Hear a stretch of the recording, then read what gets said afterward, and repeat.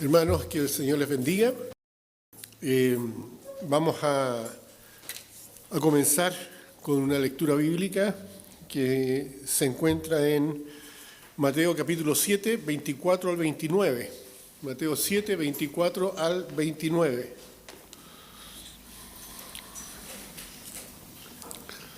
Mateo 7, 24 al 29. Entonces lo vamos a leer en forma alternada.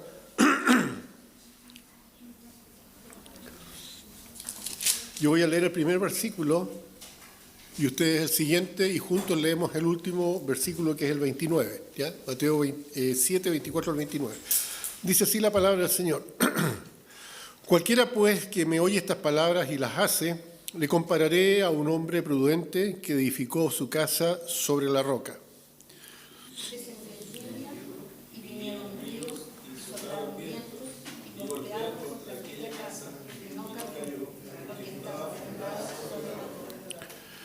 Pero cualquiera que me oye estas palabras y no las hace, le compararé a un hombre insensato que edificó su casa sobre la arena.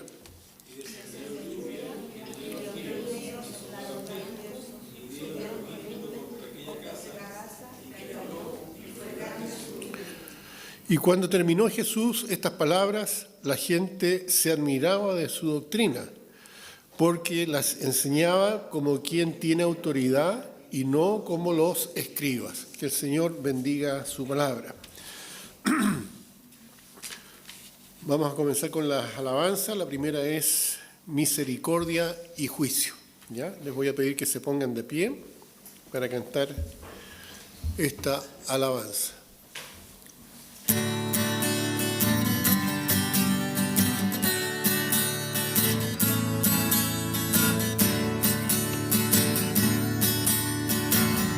Misericordia y juicio cantaré, oh Jehová, a ti cantaré, entenderé el camino recto cuando vengas a mí.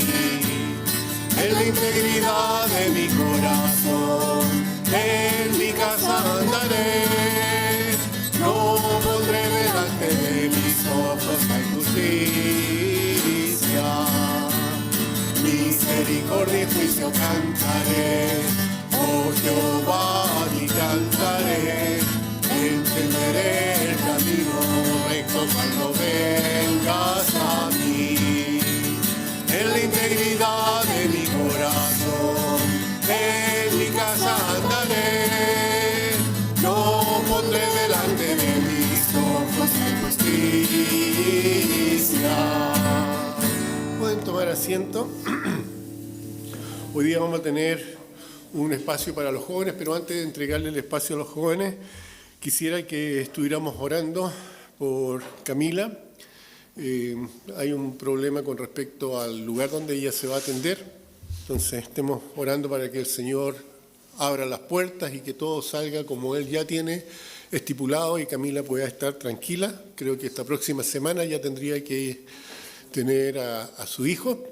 Entonces estemos orando para que el Señor le dé la paz y que todas las puertas puedan abrirse. También hoy día queremos recordar de manera especial a 3 familias que hace un año perdieron a sus seres queridos. Me refiero a la familia de Ricardo Folkbein, ¿ya? La familia de Carlita, nuestra hermana Carla. Que el Señor le dé la tranquilidad, sobre todo en estos días, igual a la familia de Tederick Pratt, que el Señor esté obrando en sus vidas, y la familia de Sandra Fuentes, ella es hermana del hermano Mauricio Fuentes, que también hace un año, en esta fecha, perdieron a sus seres queridos. Así que estemos orando por ellos. Así que ahora voy a pasar a entregar el púlpito a Cristian, que es el director de jóvenes, que nos va a traer algo especial.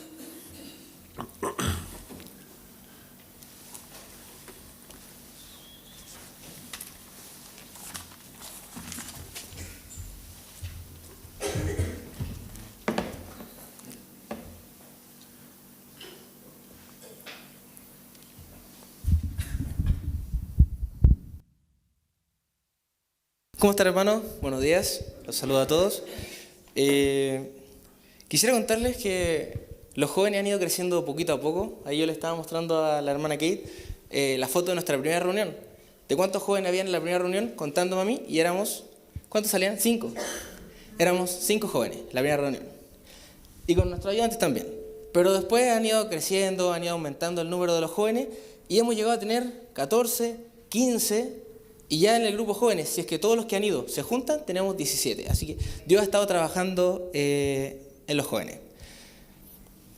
Yo el día de hoy les quiero contar que el devocional que tuvimos el día de ayer. Nosotros con los jóvenes estamos intentando dar un contexto más o menos histórico de la Biblia. Estamos estudiando el pueblo de Nicolás, el pueblo de Israel. Estudiamos cuando Israel fue sacado de Egipto. ¿Alguien recuerda cuando Israel fue sacado de Egipto? ¿Alguien ha leído? ¿Dónde encontramos eso? Está en Éxodo, ¿cierto? Nicolás, ha puesto atención. Vimos cómo Israel los sacó con las 10 plagas, cuando estaban arrancando de los Egiptos. Una vez que logran escapar, cuando ya estaban débiles, cansados, se le aparecen por detrás los amalecitas, que los querían pillar al pueblo que estaba débil. Sin embargo, Dios les dio la victoria. Y quiero que el día de hoy me acompañen a leer Éxodo 13, 3. Los que lo tengan. Hermano Pato, ¿lo tiene, cierto? ¿Lo puede leer fuertemente? 13, 3. Éxodo 13, 3. Y Moisés dijo al pueblo: tened memoria de este día, en el cual habéis salido de Egipto, de la casa de la servidumbre, pues Jehová os ha sacado de aquí con mano fuerte. Por tanto, no comeréis deudado. ¿Hasta ahí? Sí, hasta ahí. Muy bien. Lo que le dice Moisés al pueblo, dice, este día, el día en el que estamos, hay que recordar, porque es el día en que Dios nos sacó de la servidumbre, de la aflicción, del sufrimiento que estaban pasando los israelitas en ese tiempo. Y Dios les dio una promesa, porque les dijo, no solamente los voy a sacar de la servidumbre, sino que los voy a llevar a la tierra prometida. Los voy a llevar a una tierra donde fluye leche y miel. ¿Qué significa que fluya leche y miel, Nicolás? ¿Cierto? Una tierra próspera, una tierra fértil, una tierra de abundancia. Una vez que Israel sale, pasaron 2 años. 2 años que sale de Egipto y llegó el momento de entrar en la tierra prometida. Eso lo encontramos en Números 13, 1.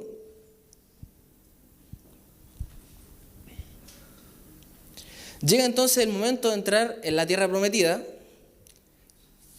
Éxodo 13, 1. ¿Alguien lo tiene? ¿Ailín lo puede leer, por favor? Éxodo 13, 1. O sea, de Números 13, 1. Y Jehová habló a Moisés diciendo, ¿Sí? El siguiente, el 2. envía a tus hombres que reconozcan la tierra del Canaán, la cual yo doy a los hijos de Israel. Hasta ahí, muchas gracias. Entonces vemos que llegó el tiempo, pasaron 2 años, recuerden, ¿cuánto pasaron? 2 años una vez que salió Israel de Egipto. Y Dios le dice, llegó el momento de entrar en la tierra prometida, por lo que manda a 12 príncipes. ¿Por qué 12, Nicolás? Por la cantidad de tribus que tenía Israel. Entonces estos 12 jóvenes van para allá y tenían una misión. La misión la encontramos en el versículo 13 y 18. Y le dice que tenían que ir y hacer una expedición, ver cómo estaba la tierra, si es que el pueblo que estaba ahí era fuerte, era débil, tenía ejército, no tenía ejército, había murallas, no había murallas, y si es que la tierra era buena. Pasaron 40 días estos 12 príncipes estudiando esta tierra y llegó el día de volver y entregaron su informe de expedición al pueblo y a Moisés. Efectivamente, Moisés les dijo que trajeran el fruto de la temporada. Imagínense que hoy día estemos en el fruto de las mandarinas. Entonces Moisés le dice, oye, como es el tiempo de las mandarinas, traigan una muestra de una mandarina. Dice que la muestra que trajeron en ese tiempo eran las uvas. Trajeron un racimo. El racimo era tan grande que había que cargarlo en un palo. ¿Alguien se imagina cómo era de 2, cierto? 2 me dice ahí la hermanita, me está soplando, me dice, 2 se equivocó. ¿Ah? No, está bien. Imagínense llevar 2 racimos de uva, yo llevo 2 racimos y me cae uno en cada dedo. ¿Cómo habrá sido el tipo de uva, el tipo próspera de esa tierra para que haya que utilizar un palo? En la espalda de la tenía que llevar, y más si soy chiquitito. Entonces, efectivamente, llegan estos 2 espías y le dicen, la tierra era próspera, miren, aquí está. Tiran el palo, yo creo que salió la cantidad de uva. Y le dice, efectivamente, Dios nos dijo que no iba a haber una tierra próspera. Pero nos dijo esto. 1, hay un ejército de gigantes, los descendientes de Anac. 2, hay murallas que cubren la ciudad. Y es más, mientras ellos estaban dándole las excusas a Moisés, o las razones por las cuales no debían entrar, 10 de estos espías dijeron, además esa tierra traga a sus moradores. Básicamente diciendo que si entraban, ¿qué iba a pasar, Cote? Iban a morir, ¿cierto? Entonces yo les pregunto nuevamente, ¿cuántos años pasaron desde que Israel salió de Egipto y llegó el tiempo? 2, ¿cierto? 2 años. ¿Alguien sabe cuánto se demoró en entrar Israel en Egipto, o sea, a la tierra prometida? 40 años. ¿Por qué se habrá demorado 40 años si el momento cuando Dios les dijo que era de entrar eran 2? La respuesta la encontramos en Hebreos 13, 19. Ahí me están diciendo las hermanitas que por desobedientes, ¿ah? Veamos, ¿qué es lo que dice Hebreos 13, 19? Si alguien lo tiene.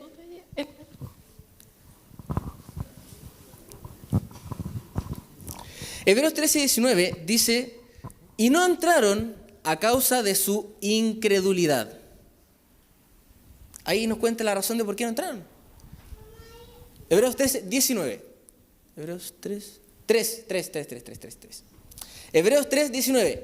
Y no entraron a causa de su incredulidad. ¿Alguien sabe lo que significa la palabra incredulidad? No creer. Viene de la palabra apistián del griego, que significa no creer. ¿Quién fue la hermanita que dijo eso? ¿Cuánta sabiduría hay ahí? ¿Ah? Muy bien. Básicamente lo que dice, los israelitas no creyeron en las promesas de Dios. Dios les dijo, yo los sacaré de Egipto y los llevaré a una tierra prometida que fluye leche y miel.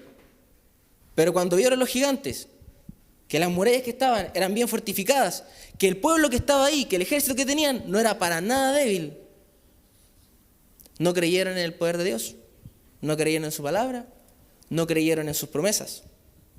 Hoy les quiero decir, hoy les contaba a los jóvenes que así como Dios le tenía una tierra prometida a los israelitas, también tiene una tierra prometida para nosotros. Había un millonario empresario que él quería entregar su empresa, ya estaba a punto de morir, quería un sucesor, no tuvo hijos, así que no tenía quien heredarla, hace un concurso público, por decirlo así, a su empresa, y les dice que él quería que su heredero no solamente fuera una persona capaz, inteligente, intelectual, sino que él quería alguien que fuera valiente. Por lo que él hace el concurso, citó a todos sus trabajadores, los llevó a su casa, los pone frente a una piscina, y los trabajadores dijeron, ¿qué tipo de concurso es esto? ¿Por qué una piscina?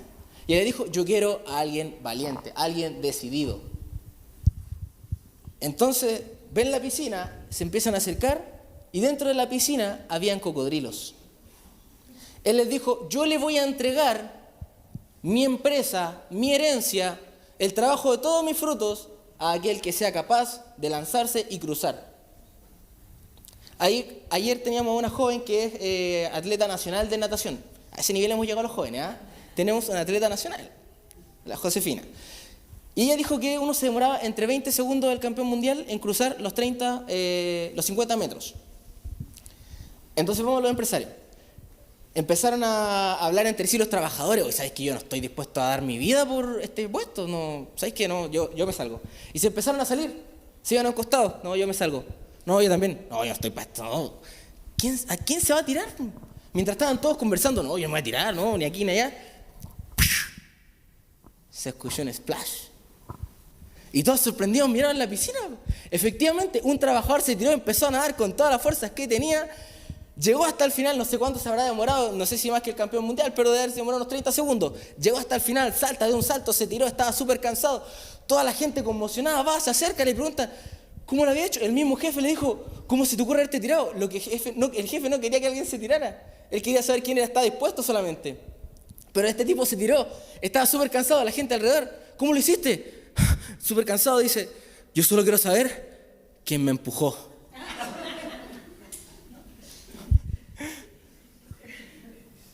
Para poder llegar al lugar que Dios nos tiene preparado, a veces necesitamos un pequeño empujón.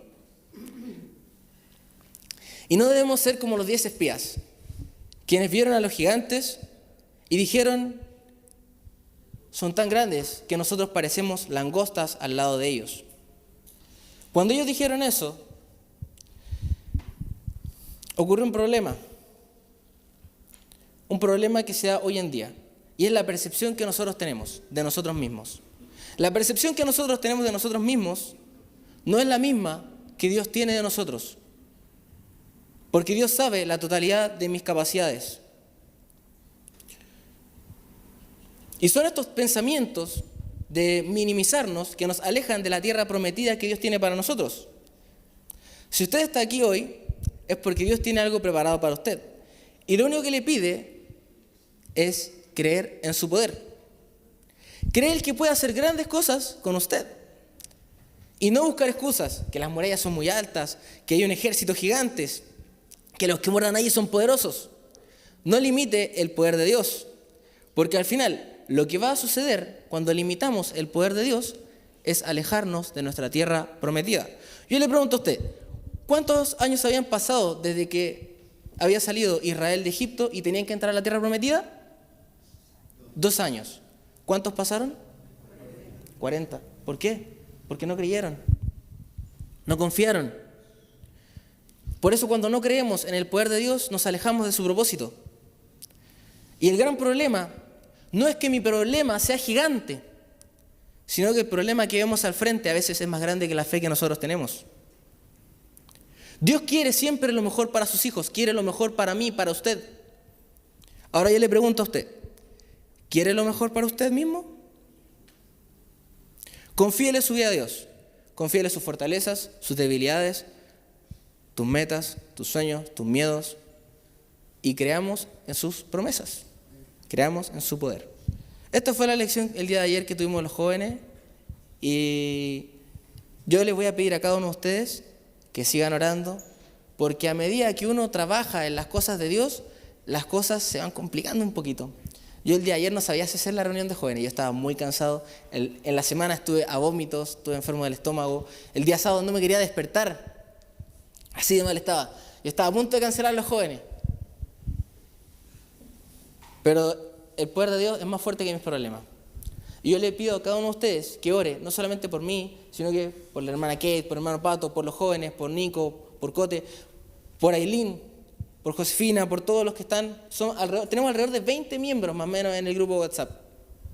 Que usted ore por cada uno de ellos, porque a veces ellos, como son nuevos, ven un problema, y a veces ese problema es más grande que su fe. Pero yo le pido que usted ore por el corazón de ellos, para que en las próximas semanas, en los próximos días, ellos puedan comenzar a venir a los cultos, puedan crecer en el nombre de Dios, crecer en amor y en espíritu. ¿Sí? Muchas gracias.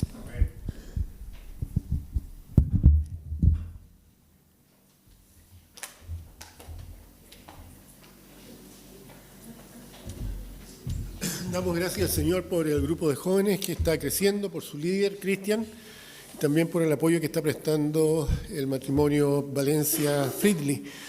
En realidad hoy día podrían haber habido más jóvenes los que vemos ahora, pero hay varios que están en el juramento de la bandera. Ellos son miembros de las Fuerzas Armadas, de hecho de la aviación.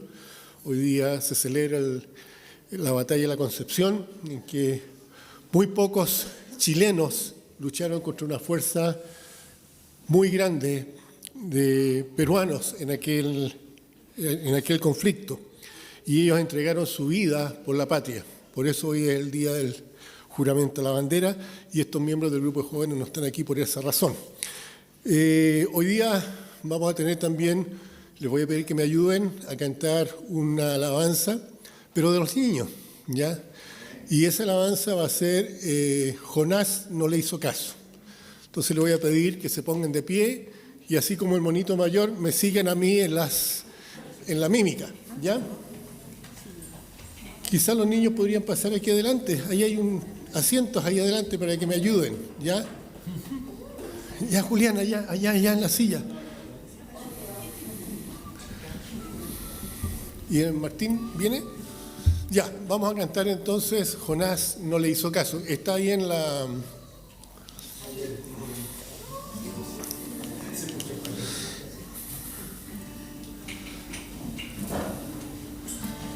¿Listos?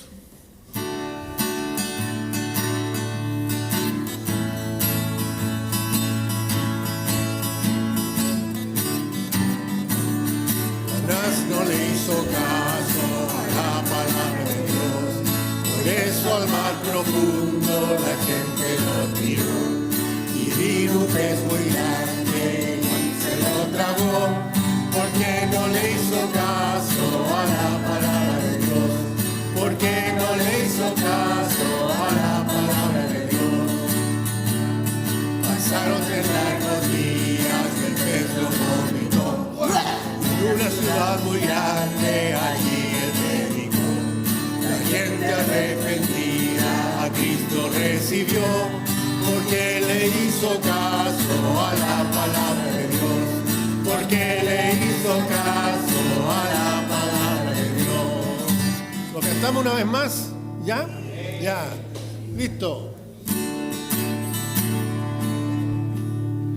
Jonás no le hizo caso a la palabra de Dios, por eso al mar profundo la gente lo tiró, y vino un pez muy grande, se lo tragó, porque no le hizo caso a la palabra de Dios, porque no le hizo caso a la palabra de Dios. Pasaron 3 largos días, el pez lo vomitó, en una ciudad muy grande, allí él predicó. La gente arrepentida a Cristo recibió, porque le hizo caso a la palabra de Dios, porque le hizo caso a la palabra de Dios. Amén. Muy parecido a lo que el hermano Cristian nos decía, ya que debemos estar haciendo caso a lo que Dios nos dice y no ser incrédulos.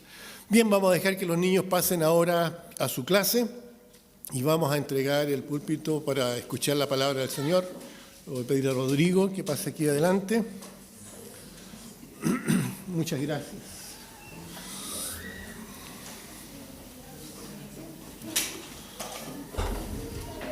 Por acá, Rodrigo.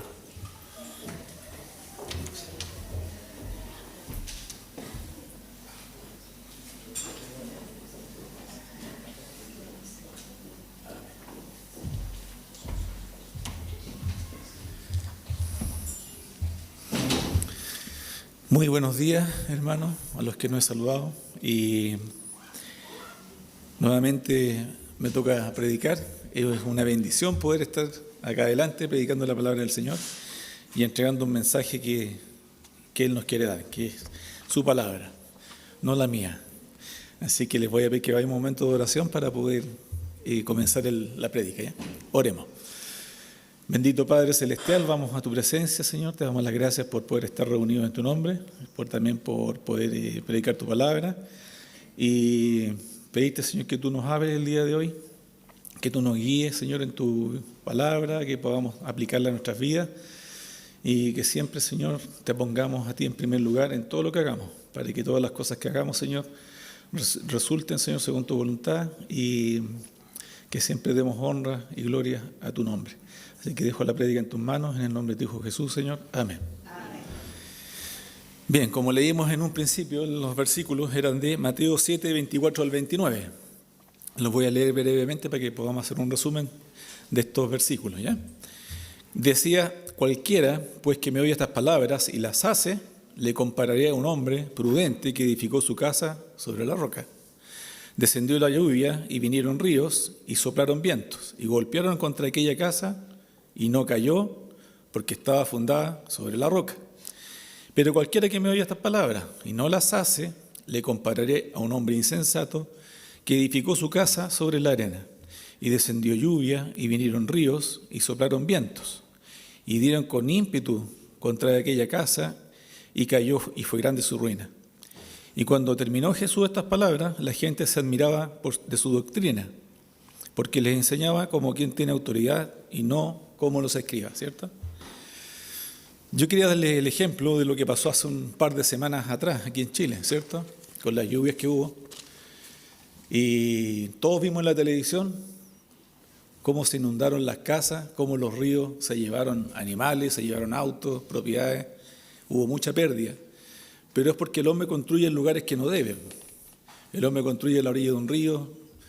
Y yo me acuerdo cuando yo era chico, en los años 81, 82, cuando fueron estas grandes lluvias aquí en Santiago, y hubo un reportaje en el diario El Mercurio, y salía un viejito sabio y mostraba las piedras redondas del río y decía: el pato que puso estos huevos vuelve por ellos. O sea, uno antes de construir debe ver cómo es el suelo. Si hay piedras de río, no se debe construir ahí. Porque pasa lo que pasa aquí en la Biblia, como explicó Jesús. Que viene la lluvia, crece el río y se lleva a esa casa, porque está mal fundamentada, ¿cierto? Y la casa que más me llamó la atención fue esa casa en el sur que quedó colgando. La mitad de la casa colgando, ¿cierto? Pero uno ve el terreno debajo de esa casa, era pura arena. Estaba mal edificada, según ellos era un estero que estaba como 50 metros. Pero creció el río, se llevó la arena que había y la casa quedó colgando. Se salvó porque con la ayuda de los vecinos lograron con una grúa grande tomarla y correrla. Pero asimismo nuestras vidas pueden estar edificadas sobre arena y no sobre el fundamento que es Cristo. Entonces por eso Jesús nos muestra que realmente nuestra vida debe estar edificada sobre la roca que es Él y no sobre la arena que son nuestros propios pensamientos, nuestras propias ideas. Y la gente que no conoce a Cristo tiene la vida fundamentada en la arena. Y nosotros que ya tenemos a Jesús en el corazón la tenemos fundamentada sobre la roca. Entonces vamos a ver las diferencias entre la vida de un cristiano y la vida de una gente sin Cristo. Y sobre las bases de cómo la gente respalda su vida, de cómo lo fundamenta. Vamos a ver 4 principios, que son la sabiduría, la inteligencia, en las riquezas y, por último, en las reacciones que tiene la gente cuando vienen las pruebas y cómo reaccionamos nosotros y cómo reaccionan ellos. Entonces nuestro fundamento debe ser Jesucristo. 1 Corintios 3, del 10 al 13, para nosotros. 1 Corintios 3, del versículo 10 al 13. Dice así: conforme a la gracia de Dios que me ha sido dada, yo como perito arquitecto puse el fundamento y otro edifica encima, pero cada uno mire cómo sobreedifica, porque nadie puede poner otro fundamento que es el que está puesto, el cual es Jesucristo. Y si sobre este fundamento alguno edificare oro, plata, piedras preciosas, madera, heno o hojarasca, la obra de cada uno será manifiesta, porque el día la declarará, pues por el fuego será revelada, y la obra de cada uno, cual sea, el fuego la va a probar. Si nosotros edificamos la vida sobre Cristo, estamos edificando oro, plata, piedras preciosas, que cuando se prueben en fuego no se van a quemar. Pero si la gente edifica madera, heno, hojarasca, que son cosas superfluas que no son eternas, al probarlas Cristo, en el fuego se van a quemar. Y la Biblia dice que algunos van a ser salvos solo por fuego, ¿no? Y yo estuve construyendo un muro, le estaba mostrando recién la foto, un muro de escalada, ahí en Batuco. Fui un día a desarmar, fui otro día a hacer los cimientos, y después trabajé 2 días edificando hacia arriba y ayer terminé. Pero como dice estos versículos, tiene que tener buenas bases porque hice unos hoyos grandes, metí unos fierros, metí el concreto, esperé que se endureciera una semana, volví, metí los pilares, después las vigas centrales, después el techo y así. Pero uno va sobreedificando. Y una vez que el muro estaba terminado, se le ponen los enganches para que la gente escale. Y muchos jóvenes en estos tiempos se dedican a eso, a andar escalando por los muros. Pero comparé el muro con nosotros mismos, porque uno mismo puede ser el muro. Y otra persona que está más abajo va a escalar mirándolo a uno.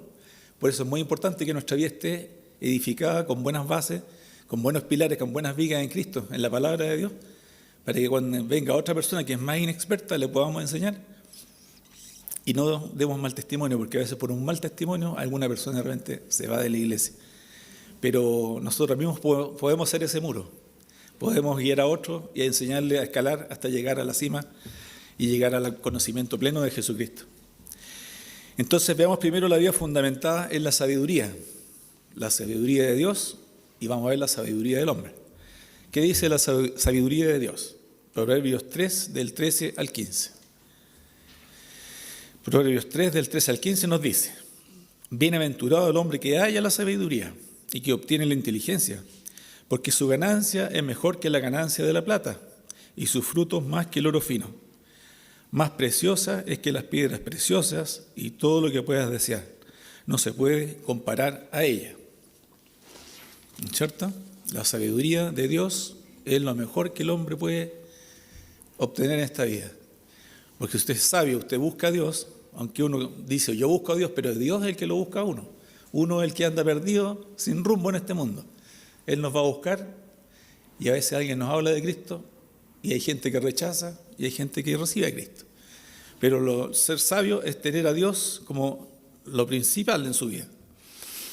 Y este versículo que me dio un poco de risa, el Señor tiene su sentido del humor también. En Job 28:28, ¿qué dijo Job? Y dijo al hombre, y aquí que el temor del Señor es la sabiduría, y el apartarse del mal, la inteligencia. El temor de Dios es la sabiduría, ¿cierto? Porque el ser humano que se cree sabio dice, no, yo no necesito a Dios, tengo mi propia sabiduría, y soy más intelectual, no quieren que saber nada con Dios. Y el apartarse del mal, la inteligencia.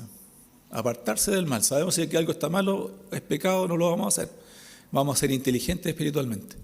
Pero la gente que no tiene a Cristo hace las tonteras que quiere y a su pinta. Y vamos a ver ahora lo que dice Dios con respecto al hombre que se cree sabio.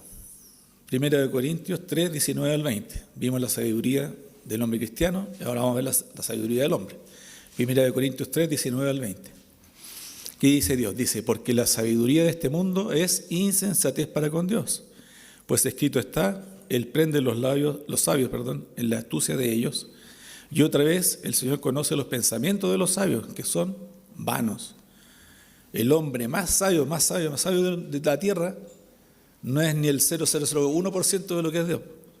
Entonces la sabiduría humana, aunque sea el hombre más sabio del mundo, no lo va a llevar a ninguna parte. Se va a morir y sin Cristo se va a ir al infierno. Pero se creía muy sabio en la tierra. Pero la verdadera sabiduría es la que nos da el Señor. Veamos también Santiago 3, del 13 al 17, que es lo que dice Dios con respecto al hombre que cree ser sabio. Dice, ¿quién es sabio y entendido entre vosotros? Muestre por la buena conducta sus obras en sabia mansedumbre. Pero si tenéis celos amargos y contención en vuestro corazón, no os jactéis ni mintáis contra la verdad. Porque esta sabiduría no es la que desciende de lo alto, sino terrenal, animal, diabólica. Porque donde hay celos y contención, allí hay perturbación y toda obra perversa, dice. Pero la sabiduría que es de lo alto es primeramente pura, después pacífica, amable, benigna, llena de misericordia y de buenos frutos, sin incertidumbre ni hipocresía. Esto nos muestra la diferencia entre la sabiduría celestial y la sabiduría terrenal. La sabiduría de Dios no tiene nada que ver con la sabiduría del hombre. Y la sabiduría que el hombre tiene la aplica para hacer malas cosas. Vimos Einstein cuando descubrió la fórmula para hacer la energía atómica. ¿Y para qué lo ocupó el hombre? Lo primero que hizo, una bomba atómica, pum, y tirarla, ¿cierto? Destruir a los demás. Pero esa es la sabiduría humana. Vemos que la sabiduría que proviene de Dios no es igual a la sabiduría humana. Por lo general, la sabiduría humana se centra en acumular conocimiento intelectual. Alguien sabio es alguien que sabe mucho, ¿cierto? Sin embargo, la sabiduría que Dios nos da es una que nos capacita para hablar o actuar reflejando su carácter en medio de cualquier circunstancia. Nosotros nos pueden pasar 1000 cosas, pero nuestra reacción va a ser distinta. Recuerdo muy patente cuando fue el funeral de la mamá de Marco y estaba el púlpito a ese lado. Y él estaba muy tranquilo, hablando de Cristo, estaban toda la gente, y después la gente estaba impactada porque él estaba tranquilo. Pensaban que él iba a estar llorando, que iba a estar destruido, ¿no? Sabía que su mamá estaba en el cielo, tenía una paz que solamente la del Señor, y esa sabiduría proviene de Él. La verdadera sabiduría tiene su origen en Dios, y mientras más nos acerquemos a Él y a su palabra, más sabios seremos. Vamos a ser más sabios en este mundo al ir caminando en nuestra vida. La segunda forma que vamos a ver que el ser humano fundamenta su vida es en su propia inteligencia. Primero vimos la sabiduría humana, ¿cierto? Hay gente que se cree muy sabia, hay otros ahora que se creen muy inteligentes. Pero veamos cómo se aplica primero la inteligencia divina. Proverbios 9, 10 y 11. Proverbios 9, versículos 10 y 11. Que dice, el temor de Jehová es el principio de la sabiduría. Y el conocimiento del Santísimo es la inteligencia.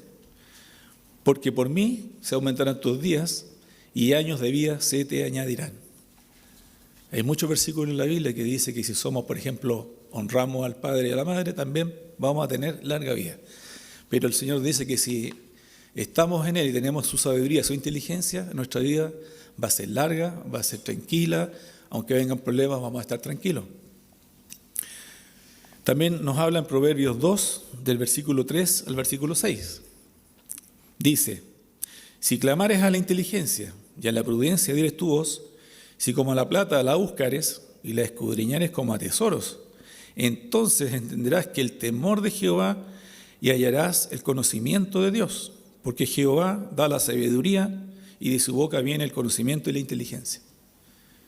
Y me acuerdo siempre de mis hermanas porque venían a la iglesia de chiquitita, estaban en el colegio, aprendían inglés, aprendían a tocar órganos, tenían puros 7, y yo no era así, pues yo era del 5 nomás, 5, 7, por ahí. Entonces yo les preguntaba por qué ellas eran así, pues. Entonces al final, cuando fue pasando el tiempo, me di cuenta que era Dios el que le daba esa inteligencia, esa sabiduría a mi hermana, y con lo que estudiaron hasta el día de hoy les ha ido súper bien y han tenido una vida plena, aunque en este momento no estén aquí congregadas, pero la inteligencia y la sabiduría que ellas tuvieron fue gracias a que se criaron aquí en la iglesia y fueron guiadas por sus profesoras, por pastores. Entonces, es verdad que hay que buscar la sabiduría y la inteligencia de Dios porque Él es el que la da. Pero cuando uno no la tiene, no sabe para dónde va la micro en el fondo. Y 1 Corintios 1, 19 al 21 dice, comparemos lo que Dios dice con respecto a la inteligencia humana. Lo primero que Él dice con respecto al hombre es que se quede inteligente, ¿cierto? Dice, pues está escrito, destruiré la sabiduría de los sabios y desecharé el entendimiento de los entendidos. ¿Dónde está el sabio? ¿Dónde está el escriba? ¿Dónde está el disputador de este siglo? ¿No ha enloquecido Dios la sabiduría del mundo? Pues ya que en la sabiduría de Dios el mundo no conoció a Dios mediante la sabiduría, agradó a Dios salvar a los creyentes por la locura de la predicación. Nosotros vemos que... Permiso. Cuando alguien predica la palabra de Dios en la calle o en una iglesia, lo tratan de loco, ¿cierto? Para la gente es locura el evangelio, porque no tienen la sabiduría y la inteligencia de Dios. Y uno mismo antes de recibir a Cristo también era igual. Yo cuando llegaba aquí a la puerta me decían que entrara, no, yo no venía aquí en los canutos a aplaudir y a cantar. Entonces el Señor me cambió. Y lo más importante es tener a Cristo en el corazón. Y cuando uno ya lo recibe y se da cuenta cómo son las cosas, dice, ¿por qué no lo hice antes? Pero era en su momento. Y aquí viene el versículo que les decía yo que me dio mucha risa una vez que lo encontré. Este sí que es el versículo, es Job 11, versículo 12. Job 11, 12 nos dice lo siguiente. El hombre vano, o sea, el hombre que se cree inteligente y se cree sabio, se hará entendido, será sabio, cuando un pollino de asno montés nazca hombre, imagínense. Un pollino es una cría de burro y montés es un burro salvaje. Entonces cuando el hijo de un burro salvaje nazca hombre, ahí va a ser inteligente el hombre. Y Dios siempre nos trata así, con este tipo de versículos con humor, porque yo lo leo así y realmente nos está tratando como burro. Somos peor que un burro. Entonces el hombre vano será entendido cuando un pollino de asno montés nazca hombre. Esa es la inteligencia en el fondo humana. El ser humano en general piensa que la inteligencia significa tener un talento especial para el trabajo académico, como por ejemplo ser un ingeniero, un médico, un abogado, un contador, etc. Eso no tiene nada de malo, ¿cierto? Pero cuando tenemos estos títulos académicos debemos aplicarlos sabiamente, primero ayudando a los demás y pensando siempre en honrar a Dios. No que yo soy el capo aquí y me la sé toda, ¿cierto? Pero la inteligencia espiritual significa tener la capacidad de aplicar el conocimiento que Dios nos da para ponerla a su servicio, en sus propósitos y obedecerle. La inteligencia que Dios nos da es para ponerla a su servicio. ¿Y cómo usted sirve al Señor? Predicándole a otras personas, guiando a otras personas a Cristo, mostrando ser un hombre ejemplar, una mujer ejemplar donde usted esté, en su trabajo, en su oficina, donde Dios lo ponga, demostrar que usted es diferente. Si le dice, ¿por qué no fuma? Porque mi templo es el cuerpo del Espíritu Santo y respeto al Señor, no contamino mi cuerpo. ¿Por qué no toma? Porque la Biblia no prohíbe tomar trago, ¿cierto? Pero dice que no hay que emborracharse. Pero uno por testimonio no debe andar tomando vino ni licor, porque si viene una persona que ya es alcohólica y usted le dice, no, Cristo me cambió y yo no hago esto, no hago lo otro, pero si te ven tomando el trago, ¿cómo lo voy a sacar del alcoholismo a esa persona, ¿cierto? Entonces uno por testimonio no debe beber alcohol, no debe andar fumando y haciendo las cosas que hace el mundo. Y vamos a ver nuevamente Proverbios 9, 10 al 11, que lo leímos anteriormente. El temor de Jehová es el principio de la sabiduría, como les dije, y el conocimiento del Santísimo es la inteligencia. Porque por mí se aumentarán tus días y años de vida se te añadirán. O sea que Dios nos indica que debemos tener su inteligencia y su sabiduría, no la inteligencia del hombre y la sabiduría del hombre. Y la tercera forma de poder basar la vida de las personas es que el hombre fundamenta su vida en las riquezas que posee. Mucha gente cree que por su riqueza ellos no necesitan a Dios. Me acuerdo cuando una vez hablé con mi cuñado, que es de la India, que ustedes han escuchado muchas veces de él, que yo le dije que quería conocer a Dios. Me dijo que ustedes están locos, hablan con personas que es invisible. Y él me dice, yo soy Dios. O yo tengo la inteligencia para ser ingeniero. Voy al aeropuerto a trabajar, a arreglar los aviones. Me pagan un sueldo. Y con ese sueldo yo compro mis cosas, mi auto, mi casa. Yo soy Dios, me dice. Yo quedé así. ¿Cómo dice esas palabras tan soberbias? Pero así es el ser humano, que se basa en su propia riqueza, en su propia inteligencia. Pero ¿qué dice Dios con respecto a la riqueza? Veamos Mateo 6, del 31 al 33. ¿Qué dice Dios con respecto a la riqueza para nosotros? Dice que no os afanéis, pues diciendo qué comeremos o qué beberemos o qué vestiremos. Porque los gentiles, o sea, la gente del mundo, buscan todas estas cosas. Pero vuestro Padre Celestial sabe que tenéis necesidad de todas estas cosas, ¿cierto? Nuestras necesidades están cubiertas por el Señor. A veces podemos decir, no tengo un buen trabajo, no tengo un buen sueldo, pero nunca nos falta nada. Siempre podemos pagar las cuentas, siempre tenemos ropa, siempre tenemos un techo, tenemos comida. Y no se trata de ser millonario aquí en la tierra, se trata de ser millonario para el Señor. Porque las cosas aquí en la tierra algún día se van a quemar, van a desaparecer. Pero las cosas del Señor son eternas. Y como explicaba el hermano recién, cuando el pueblo de Egipto, o sea, el pueblo de Israel salió de Egipto, ellos anduvieron por el desierto y dice que no se les desgastó el calzado, que Dios les daba el maná y todas las necesidades estaban cubiertas todos los días. Y ellos estaban en el desierto sin ningún negocio, sin ninguna forma de sustentarse, pero el Señor los sustentaba. También tenemos el ejemplo de Cristo, cuando alimentó a 5.000 personas con dos panes y 3 peces. O sea, la economía y la riqueza de Dios no es lo que el hombre piensa. Para Dios hay cosas que son sobrenaturales que nosotros no entendemos. Entonces dice que más buscad primeramente el reino de Dios y su justicia, y todas estas cosas os serán añadidas, ¿cierto? Si ponemos a Dios siempre primero, lo demás que necesitemos el Señor lo va a añadir. Pero primero hay que ponerlo en el primer lugar siempre. Mateo 6, 19 al 21. Otro consejo que nos da el Señor.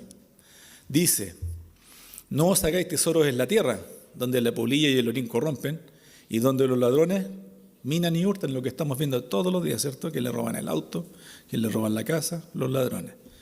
Sino haceos tesoros en el cielo, donde ni la polilla ni el orín corrompen, donde los ladrones no minan ni hurtan, porque donde esté vuestro tesoro, ahí estará también vuestro corazón. Yo nunca he visto un funeral que vaya el camión del Brinks detrás del funeral, ¿cierto? Nadie se lleva la plata, ni la casa, ni el auto. Todo es prestado, somos administradores de lo que Dios nos da en la parte material. Pero dice que hay que buscar primero el reino de Dios y su justicia, y todas estas cosas, dice, os serán añadidas. Y hacer tesoro en el cielo, no aquí en la tierra. También veamos qué dice Dios con respecto a la riqueza, en Proverbios 15, 16. El Señor nos dice que mejor es lo poco con el temor de Jehová que el gran tesoro donde hay turbación.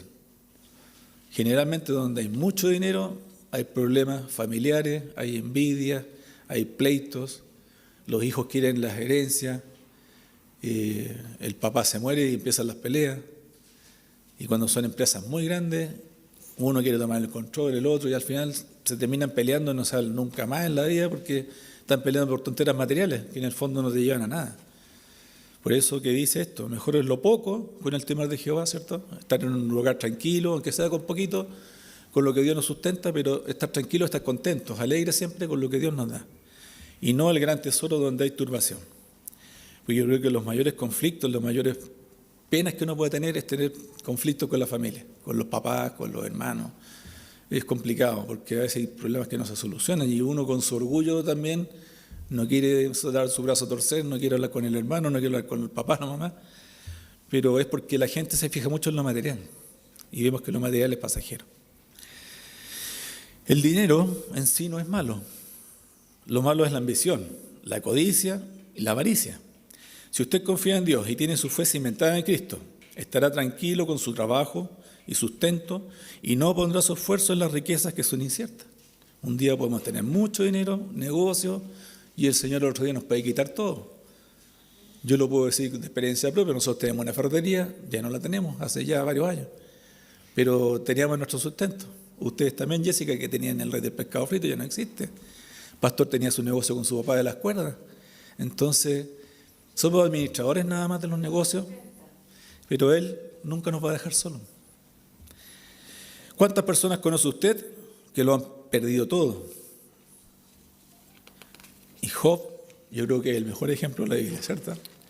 Job fue un hombre muy rico y el diablo le fue a pedir permiso a Dios para quitarle todo. Le quitó sus animales, su familia, sus negocios, todo. Y él que dijo, desnudo vine al mundo y desnudo me voy, pues sea bendito el nombre de Jehová. Él no reclamó contra Dios, ni le dijo, ¿por qué me quitaste esto? Y uno debe ser igual. Cuando las cosas suceden, uno a veces no las acepta. Pero con el transcurso de los años, uno ve que Dios hizo lo mejor para uno. Ahora veamos al hombre que confía en sus riquezas y no en Dios.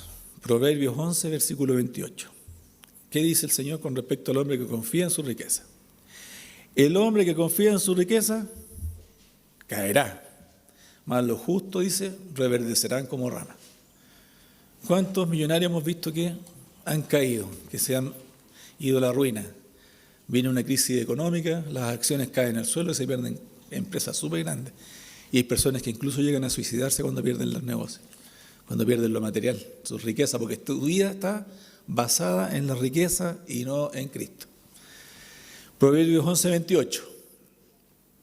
Ya lo leímos recién, perdón. Mateo 16, 26. Dice, porque ¿qué aprovechará el hombre si ganara todo el mundo y perdiera su alma? ¿O qué recompensa dará el hombre por su alma? Imagínese, será el más millonario del mundo, Bill Gates. Pero si no tiene a Cristo, de nada le sirve. Todos los que estamos aquí somos multimillonarios porque nuestra alma no tiene un valor monetario. Cristo pagó en la cruz por nosotros, derramó su sangre y derramó su vida por cada uno.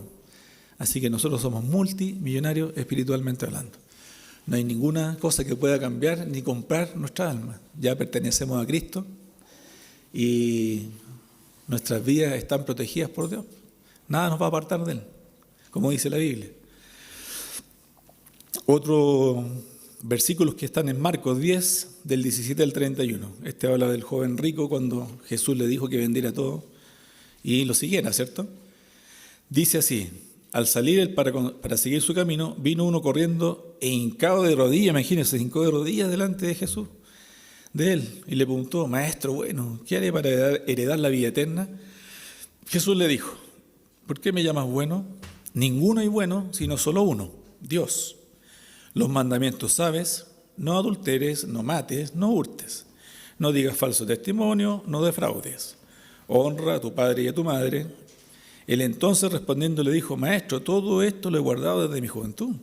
Entonces Jesús mirándole, le amó, tuvo compasión de él, pobrecito, y le dijo, una cosa te falta, anda y vende todo lo que tienes y dalo a los pobres y tendrás tesoro en el cielo y ven y sígueme, tomando tu cruz. Pero ¿qué pasó? El afligido, ¿cierto? Por esta palabra se fue triste, fue el que tenía muchas posesiones. Piensa, y no, tengo demasiado para soltar, ¿cierto? Se aferró a su riqueza, se aferró a sus bienes materiales, no pensó en Cristo, no pensó en la vida eterna, pensó en lo momentáneo. Entonces Jesús, mirando alrededor, dijo a sus discípulos, cuán difícilmente entrarán en el reino de Dios los que tienen riquezas. Los discípulos se asombraron de sus palabras, pero Jesús respondiendo volvió a decirles: hijos, cuán difícil es entrar en el reino de Dios a los que confían en las riquezas.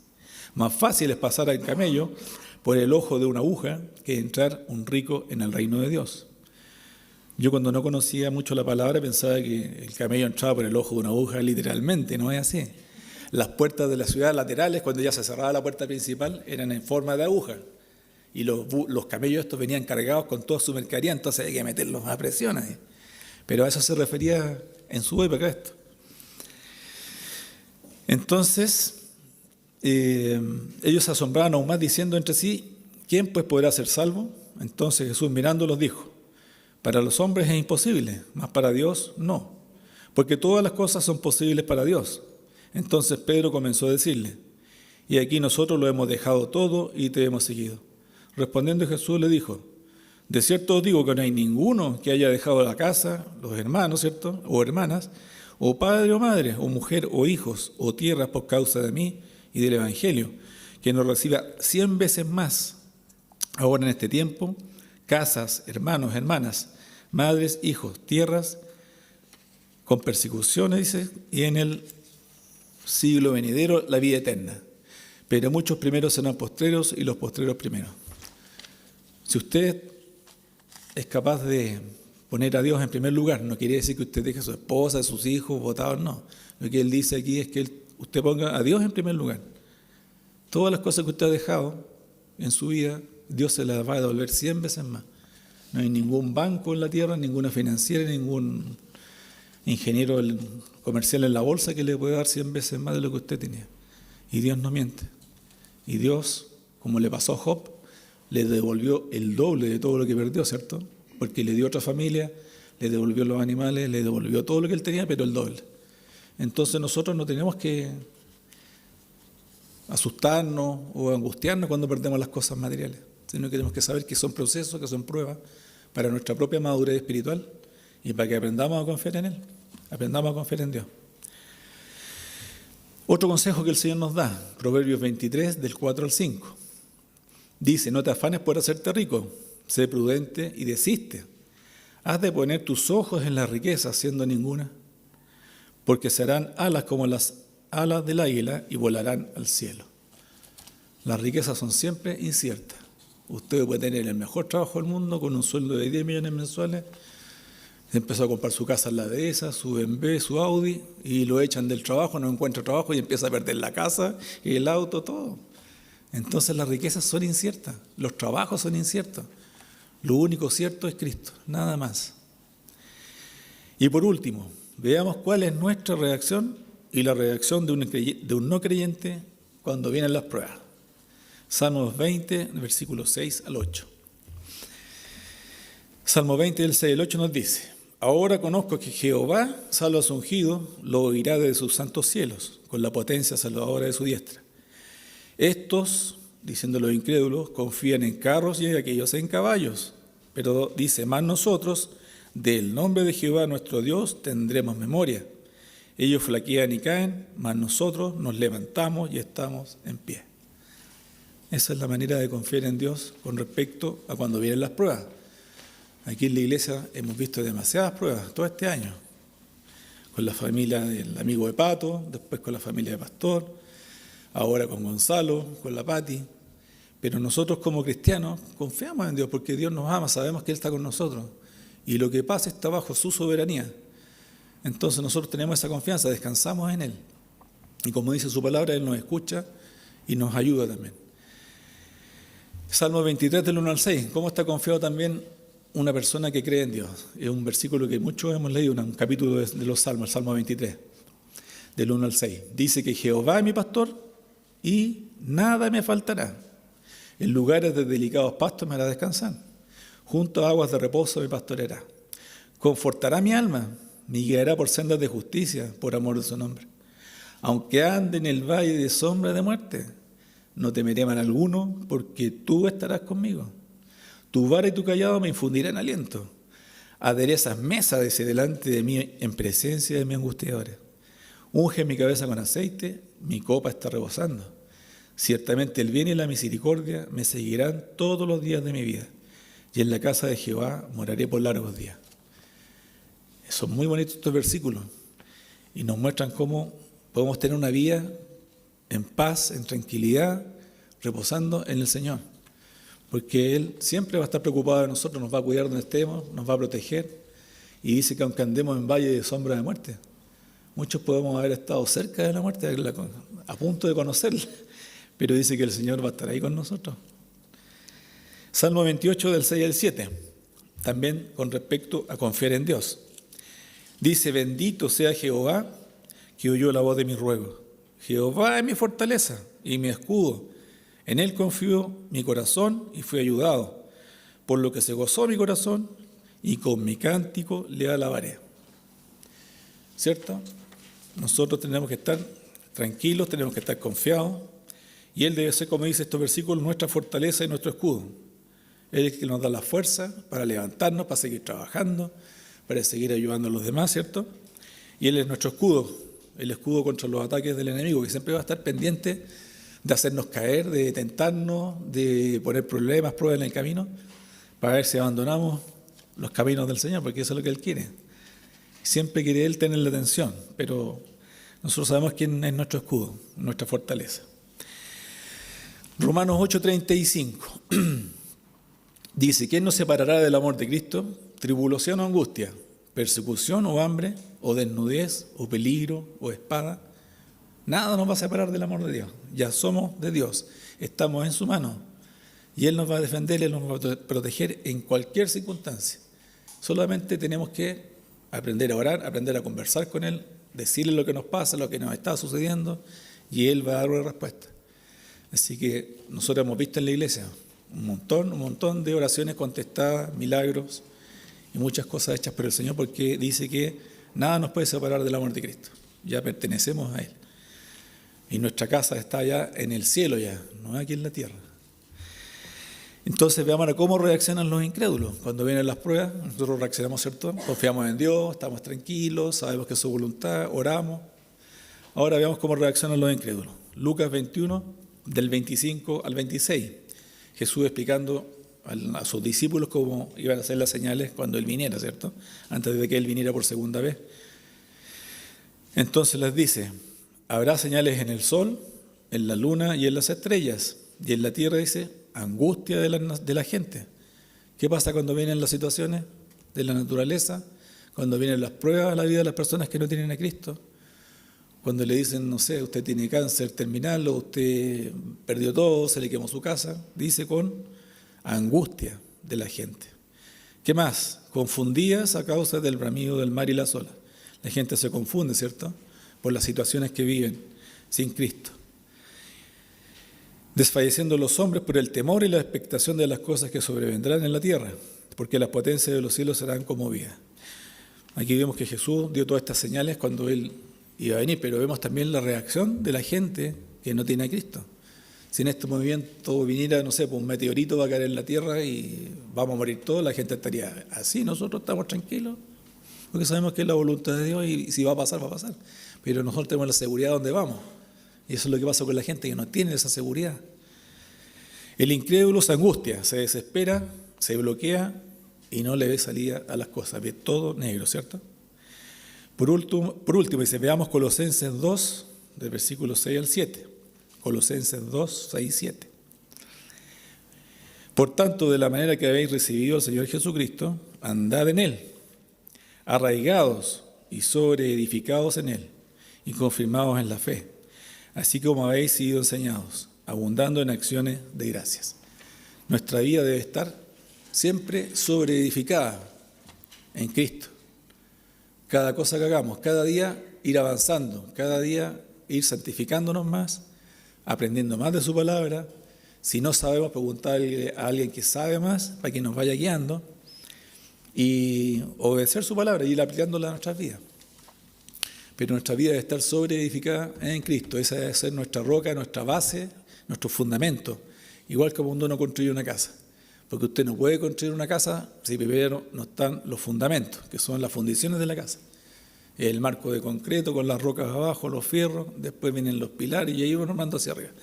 Pero la roca nuestra es Cristo. Y esa debe ser nuestra base para edificar nuestras vidas.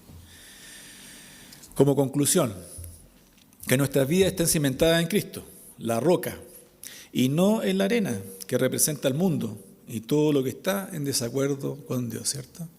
Estamos viviendo tiempos muy difíciles en estos momentos, donde el ser humano está haciendo todo lo que a Dios no le gusta. Estamos viendo que a los niños en los colegios les están enseñando cosas de homosexualismo, que usted puede hacer esto, puede hacer lo que quiera. La educación sexual está, pero totalmente equivocada. Vemos que los adultos se están casando entre hombres, entre mujeres, y si usted dice algo, se puede ir hasta preso. Entonces, cada vez las cosas malas están siendo llamadas buenas, y las cosas buenas están siendo llamadas malas. Incluso vimos noticias hace un par de meses atrás que en Israel querían prohibir predicar de Jesucristo. Entonces, estamos viviendo tiempos bien complicados. Esto hace referencia a las dos casas, ¿cierto? Lo que dije recién, o construcciones que han sido edificadas en diferentes entornos, una sobre la roca y la otra sobre la arena. Todo esto hace alusión al aspecto espiritual de nuestra vida, ya que cuando se habla de la casa en referencia a nuestro ser, en todos los aspectos de la vida, donde debemos estar implantados siempre es en Cristo y en sus principios de justicia, verdad y amor. Así que ese debe ser el ejemplo que debemos tener siempre, poner a Cristo como nuestro fundamento y de ahí ir creciendo. Cuando uno recién conoce a Cristo, es inmaduro en las cosas de Dios. Hay muchas cosas de la Biblia que uno no entiende, pero con el pasar de los años nos fueron discipulando, ¿cierto? Algunos hermanos, el pastor nos fue enseñando con las prédicas y con el tiempo fuimos creciendo, fuimos aprendiendo cada vez más, pero vamos sobreedificando siempre en Cristo y no en nuestras propias ideas o pensamientos. Así que ese fue el mensaje para el día de hoy, para que estemos fundamentados en Cristo y tengamos siempre la certeza que la sabiduría, la inteligencia y las riquezas de Dios son las mejores y no las del ser humano. Así que les invito a que oremos antes de terminar, ¿ya? Amado Padre Celestial, vamos a tu presencia nuevamente en esta hora de la mañana.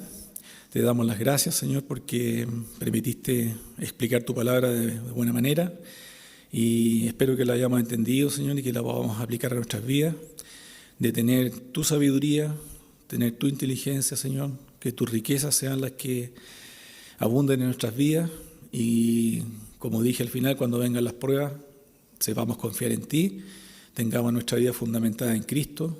Tenemos una familia aquí en la iglesia, una familia cristiana, con la cual contamos, Señor, y somos a veces más unidos que nuestra propia familia carnal, terrenal, y tenemos la confianza, Señor, de poder poner las situaciones que tenemos en manos de los hermanos para que oren por nosotros, las diferentes, Señor, situaciones que están viviendo las familias aquí en la iglesia. Hemos estado orando todos juntos por ellos para que Dios los saque adelante. Y vemos tu respuesta, Señor, vemos tu mano y vemos que realmente la mayor sabiduría, la mayor inteligencia es estar en tus manos, en conocerte, Señor. Porque sabemos que somos tuyos, sabemos que tenemos la vida eterna, Señor, que cuando partamos de este mundo vamos a ir a tu presencia y esa seguridad no la da nada. No la da ni un título, no la da un trabajo, no la da una casa, un auto. La das tú solamente. Así que te damos las gracias por ser hijos tuyos, por poder estar acá reunidos, Señor. Y espero que cada uno de mis hermanos que está aquí presente medite, Señor, en esta prédica, medite, Señor, en dónde están puestas sus bases, sus fundamentos.